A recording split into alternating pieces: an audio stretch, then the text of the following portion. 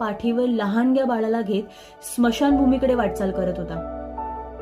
पायात चप्पल नाही, कठोर चेहरा, जणू त्याच्या मनात भीषण वादळ चालू होतं. चौकशी केल्यावर कळालं, या हल्ल्यात ते लहानगं बाळ मृत पावलं होतं आणि लहान भावाला दोरीनं पाठीवर बांधत थोरला भाऊ पोहोचला होता स्मशानभूमीमध्ये.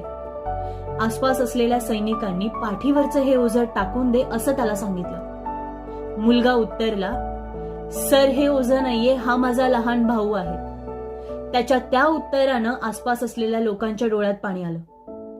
दोरीनं बांधलेल्या लहान भावाला उतरवत सैनिकांनी सरणावर चढवलं. सूर्य जसजसा मावळत होता तसतशी त्याची जळणारी चिता एकटक डोळ्याने पाहत मुलगा जागीच उभा होता.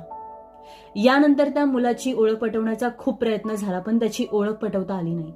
पण आस्तागायत जपानमध्ये एकतेचं प्रतीक म्हणून हे छायाचित्र ओळखलं जातं.